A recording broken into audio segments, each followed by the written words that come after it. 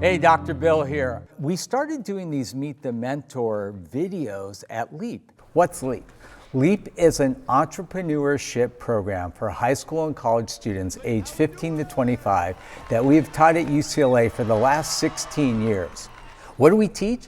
We teach students skills to be successful in life. And the coolest thing about LEAP is that I've asked so many of my celebrity patients and business leaders to come and help, and they do. We've had Mark Wahlberg, Paula Abdul, Michael Strahan, Kathy Bates, Anthony Hopkins, Apollo Ono, Eric Garcetti, Jason Alexander. I mean, I could go on and on and on. And these people come and share the secrets of their success with our LEAP students. Typically, we get about 500 to 550 students every summer, and we literally pack them with so much information. It's like drinking from a fire hose. And one of the parts that the students love most is when we bring in these mentors. So we started this Meet the Mentor series because we didn't want this to just be a one and done week.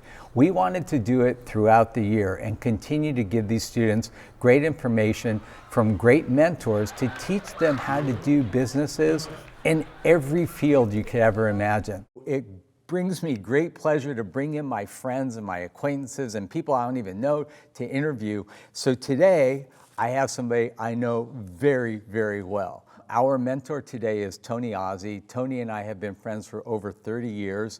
There's a whole group of guys that all met at the Sports Club LA way back in the 80s. And ironically, all of these guys, and you'll see them in my Meet the Mentor interviews, have become incredibly successful, like Tony. So let me tell you a little bit about Tony, and then we'll dive into this. Tony Azzi grew up in Lebanon and began his investment career in the U.S. in 1985 with his first fix and flip condo in Brentwood, California. In 1987, he purchased 22 fix and flip single-family homes in Mar Vista, West LA. He made the transition into multifamily and retail in the early 1986s, and since then has amassed a personal portfolio of over 750 units. To supervise the portfolio, Tony later founded TGA Property Management, which currently oversees management on 2,000 units. He's a real estate mogul. In addition to co-founding Vita Equities, Tony serves as the executive managing director of investments at Marcus Millichap. Tony joined Marcus Millichap in September 1986 and has spent over 37 years as one of the nation's top producers. He's personally closed approximately $4.7 billion in transactions. Tony believes that with success comes the responsibility to give back. He has been a longtime supporter of the Children's Hospital of Los Angeles, my LEAP Foundation, and in defense of Christians, plus education and opportunities of Lebanon and the Maronite Church and Boys and Girls Club. In his spare time, he enjoys spending his time with his two beautiful daughters, Gianna and Davina. Tony also travels and has a wide variety of outdoor activities. And in fact, I just got back from Courchevel with Tony and a whole group of our friends where we went skiing for about a week, and it was unbelievable. Yes, so it was. Tony, welcome to Meet the Mentor. You know, I've talked to a lot of people in the real estate space, and they literally say you are like a legend. What was it that really drove you into real estate? Well, Bill, I don't know if I'm a legend, but I'm humbled with what you just said. Honestly, it's hunger, trying to make it as an immigrant, not sleep on the bench, have a warm place to go home. And just the fact is, I just wanted to succeed and make it happen. You came here when you were how old? 19 and a half. 19 and a half from Lebanon, and you were completely fluent in English, right? Yes, no, I was not. So I was French educated. So when I came here, obviously I had a little basic of English. So I ended up going to Cambria English Institute, downtown LA, Union and 9th. I didn't know it was the worst neighborhood in the city. But beside that, 5 months later, I passed the TOEFL exam. That's for foreign students to go to college. and I went to LMU. So I graduated in 1984 with an accounting degree. And I figured, you know what? I'm not fit to be an accountant. I got hired by Touche Ross International. They needed someone who spoke 3 languages, Arabic, French, English, to be an international auditor. So the next day, I got invited to a luncheon in Hancock Park by a friend of ours who was in school. And during lunch, her dad came in, successful businessman. His name is Salim. Nice man. I was talking to him. I said, Salim, if you were a kid my age, just graduated from school, what would you do? He said, Tony, I'll go into real estate. I said, can we have lunch tomorrow? He said, sure. So I went to his store on 3rd and La Cienega. We had lunch, and my career changed completely from accounting into real estate. You know what? This lunch theme is such a common theme. I don't even know. I always tell kids when they come to Leap, you will have life-defining moments. Sometimes you plan them, sometimes you don't. I wanted to do a residency in Switzerland. I grew up poor. I had never traveled. I'd never seen the world. And I thought, you know, I don't want to just open up a dental office and never see anything. So I applied to this clinic in Switzerland, right? Right. They had 1 spot for 400 applicants. Wow. So I was bound and determined to get this. So I started having all my professors write letters. Then I started calling the director. And one day I'm on the phone with him, and I heard this whole thing like, yeah, take him to lunch. So I said, hey, can I take you to lunch? He goes, what? You're in San Francisco. I said, that's okay, I'll fly there. I had no money. That was even funnier. So I did, and I got the job. That's what you need to do. Yeah. That's an important lesson. Take people to lunch. It's unbelievable. It changed your life. It changed my life. You know, that was the first change in my life. Then we can get into it, where it changed my career from residential into commercial on another dinner and getting together with people. It's all opportunity. The more people you meet, the more you interact and treat people well, and life will open up to you different doors. But you know what else? Work hard. I know nobody works with our work ethic, you know, and kids come to me all the time and say, Dr. Bill, what's the secret of success? I'm like, it's no secret. It's simple. Work your buns off. That's Exactly. the secret, right?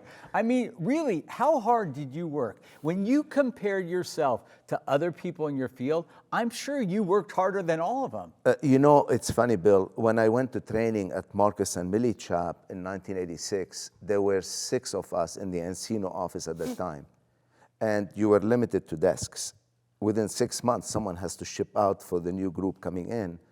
And I was the only one left after 6 months from the 6 we went to that class. Right. And within 2 years, I'm the only one left anyway at this point with the company. But I think there is no secret. I'm not smarter than anybody else. I graduated literally barely with 2.9 GPA. But I believed in hard work. And I always said, the harder you work, the luckier you get in life. But it wasn't luck. I mean, there's definitely things you did in your career that differentiated you from other real estate agents, right? Right. I mean, what would you say are probably the top things that you did that really set you apart? And by the way, you started off kind of in residential and then transitioned into Correct. So commercial. when I started in real estate, I got my license. I figured I'll do residential. So at that time, I used to live in the marina after I finished Loyola. And I started selling condominiums on the beach. And one of the condo I sold to, who became a friend of mine when I was studying for my real estate license, I had to make some money to pay my rent. So I saw an ad, salesman for copier sharp. So I went, I interviewed, they hired me, and just to make some money to pay my rent, pay for my car. And one Friday I was coming home in the marina, I remember Washington Square, I see this office just opening up. I said, you know what? Let me stop here, go in. Probably I'll do my last sale of the week and before the weekend. I walked in. This gentleman who passed away now became a good friend of mine, Tom Edwards. Beard, white beard, gray hair. He's on the phone. He looks at me. He said, sit down and wait. 10 minutes, 15 minutes. I said, what's going on here? He said, wait. He hung up the phone. He looked at me. He said, you're from Lebanon. I said, yes, I am. He said, whatever you're selling, I'm buying from you. I love you people. Literally, I'm not exaggerating. So I ended up selling her a copier. He took me around. There were 4 new offices in the building. I sold 4 copiers before I made it to my home, just because I made that stop at the end of the day. So him and I, we became good friends, and I love to cook. So I sold him a condo when I got my license on the beach in the marina on the peninsula. And we were cooking one day, and he invited his neighbor, Jay Johnroy. Jay happened to be working at Marcus Millichap in San Francisco, and he was top producer. At that time, in 1 year, he made $750,000 in 1983. That was big money. So he had just imported 2 Mercedes-Benz from Germany. So he came in complaining about he can't roll up the window. I said, let me go check it out for you. So I go outside, I opened the fuse box. One of the fuses was popped. I brought it into the kitchen. I put foil paper, put it back, rolled it up. He said, wow, that's genius. Where are you from? I said, Lebanon. He said, what do you do for a living? I said, residential. He said, how do you like making $100,000 a year selling commercial real estate? My antenna went up at that time, 25 years old, $100,000 a year. I said, I'm all in. So he called Harvey Green. At that time, he was the manager of Marcus Millichap in Encino. He got me an interview. So I went there. I had lunch with Harvey, and he liked me. Then he said, I want you to interview with 4 other people. After 5 interviews, they hired me, and here I am. That's amazing. So what would you say is really your kind of secret sauce? I mean, what really set you apart from all the other agents that, disappeared? These 6 guys, 5 go away, you're still there. What is it that you were doing that really made you successful in real estate? Bill, I don't think I made anything different. I followed what they taught me. I didn't try to change. But the secret is hard work, determination, being honest, being straightforward, and show up. That's so important. I always say successful people get stuff done. And that's what it is. So many kids today, they don't shut up. They're looking for a hack. They're looking for a shortcut. They're looking for, the Doesn't easy exist. way. There is no easy way, right? You may get lucky at one point or the other, but hard work is, literally hard work. And frankly, I got up at 4 o'clock in the morning. I'm Today. at the gym at 5. Yeah, talk about what you do. Like you got this up morning, at 4. I got up at 4, in my car at 4:30, drove to the gym. I walked 5 miles. I used to run them, now I walk them. And came back to the gym, worked out, showered, went, got a haircut, came here, and, I have the whole day filled. And I feel from 4 to 8, that's 4 hours, and people are sleeping till that time. It's all this time that's wasted. And if you're determined, the competition is so intense, you need this extra 4 hours to set you away different than the competition. Yeah, it's... We were skiing last week, and I said, Tony, how many buildings, like big buildings, do you actually own in LA? Something like 60? 61. 61 huge buildings. I mean, did you ever think when you started that you would attain the success that you've attained? No, I'll be honest with you. When I started, I figured I just want to make a living. And that was the most important to me. Then security became very important. Then when you start bringing your family member here, more responsibility on you, then you need more and more and more. And it's not about having more, it's just I enjoy what I do. Well, talk about family. You work with your brother. Talk about working with your nephew. So I brought my brother here 1987, 7 years after I was here. I set him up into construction, and we start buying a lot of home rehabbing. Then we got into the apartment building. Then he started his own construction firm. We have built spec homes in Malibu, West Side, Topanga, and now we're building apartment buildings. So Paul and I, we remained partner all these years. And George. And George. Then my nephew, his son George, when he graduated from college, I said, what do you want to do? He didn't like the brokerage field. It wasn't cut for him. So we gave him TGA management, and he's doing an amazing job now. He's managing 2,000 units. And so I don't get involved. It gives me the time to be with you in Courchevel. Right. I talk to so many young, actors and whatnot, and they all get their real estate, license. They want to be an agent. I know that probably none of them are ever going to succeed that much, because it's kind of like they're looking at it as a side gig. And if you really want to be successful, that has to be your focus, right? You know, when I interview people, three things I asked. Number one, real estate is not a part-time job. And whoever thinks it is, it's not.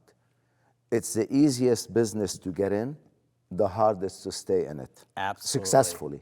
Absolutely. Right. And also, even the one they stay in it full time, when the market switches, they're all out. So the trick is to be able to survive all these years.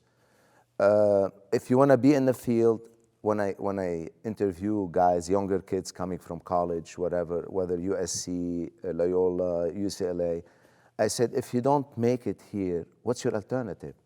Oh, I may be able to go into a family business, or I may be able to do this. In my head already, he's out. Or she's Because out. if they have a backup plan, Thank you. you don't want them. Yeah, this is I your only understand. plan, and you're going to succeed. Otherwise, there is no reason understand. for you to be here. Okay, so let's say I'm a young student listening to this right now, and I really feel like real estate could be my passion. What advice would you give to these young students to emulate you and have a career like you have? It's very simple. Be determined, work hard, be focused, use your time efficiently, because all what you have as a real estate agent is your time, and don't throw your hours in the garbage like taking money out of your pocket, and that's what you're doing, and be very effective in how you operate. And I have one more. Find a great mentor. Amazing. Find a great mentor. And you had. Yeah. You had. John Roy, who got me in the business, he was a great mentor. Even though he left the real estate, he became producer, but amazing negotiator. So him and I, we used to have dinner every night, and then we'll walk around the marina, and he taught me a lot, what to do, the pitfall of the business. And I followed what he said. So one time I gave a seminar, and when I walked out, you gave all your secret. Aren't you worried, everybody is going to be as successful and copy you? I said, you know what, when I exit this door, whatever I said today, probably 1% is going to apply what I said, and the rest won't, even though they listen to it. And this is the truth. Whatever you tell someone, 1% will listen, and the rest, they say, I know better. All right, I have a crazy question. I mean, you've had a long and illustrious career. If there was one project that you would say, I am the most proud of this one, what would that be? Like the biggest, like the one where everybody said, Tony, you'll never do this. And then you're like, I did it. Building my home. When I bought my lot in Malibu, that was during the recession, big recession, savings and loans in 1996. Right. And that was a lot of money. People didn't have money. So I remember it was an RTC, the Resolution Trust. I bought it from them in foreclosure. And I remember Fred looking at me at the gym, are you crazy dumping money in land in Malibu? What was it, 7 acres, right? 7 acres. Right. I was 36 years old then. And I designed this home that was 16,000 square feet. I said, oh my God, how am I gonna afford this? But I put my head down.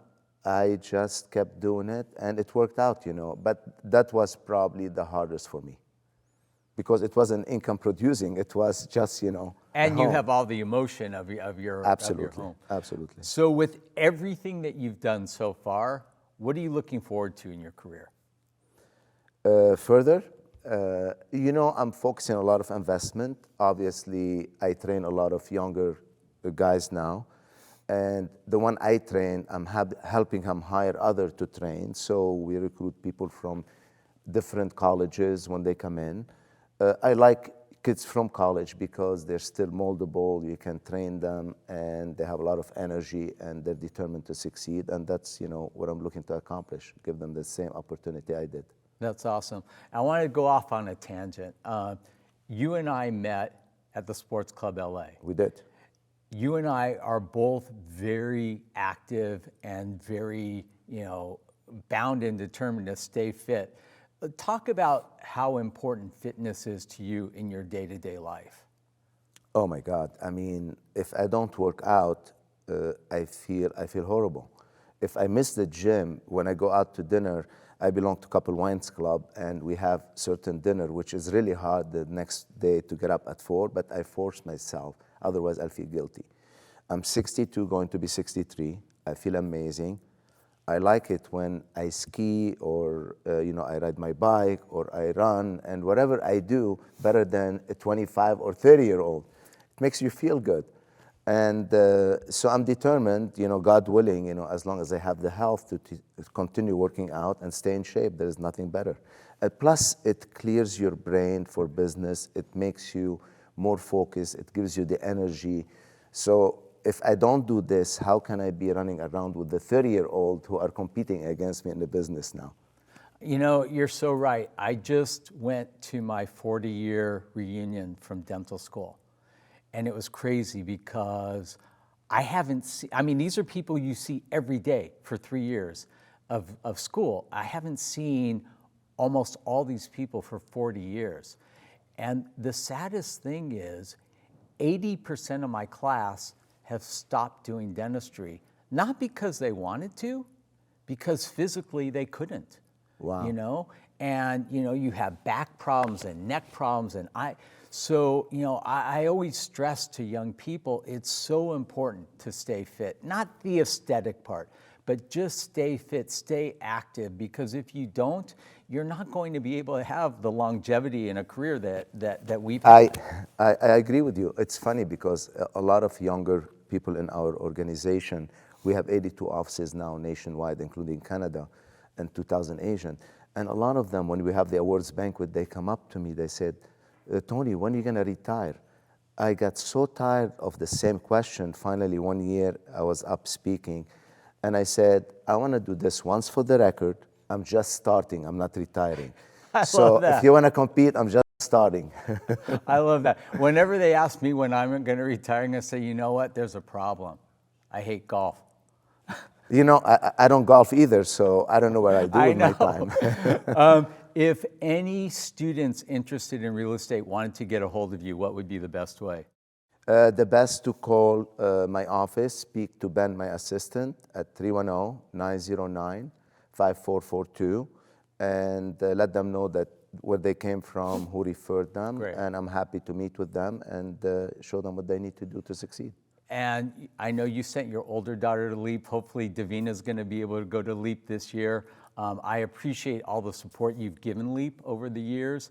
And Thank you. I also want to thank the Citizen Theater in Hollywood. This is a beautiful facility that we're filming in today. We're going to show you a short little clip on the Salvation Army, and let's see how you can help the Salvation Army continue the good work it does. Dr. Bill, over and out. Love doesn't discriminate. It doesn't pick and choose.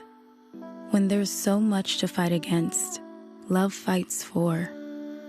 When others flee, love runs toward. And when darkness prevails, love doesn't despair. It never feels too small or too weak or too powerless to help. Love knows its worth and remembers its strength. Love isn't pro this or pro that, but proactive and protective. It's never quick to rage, but always quick to courageous compassion. Love gives everything and expects nothing. For 156 years, the Salvation Army has loved all who feel lost. With your help, we'll never stop.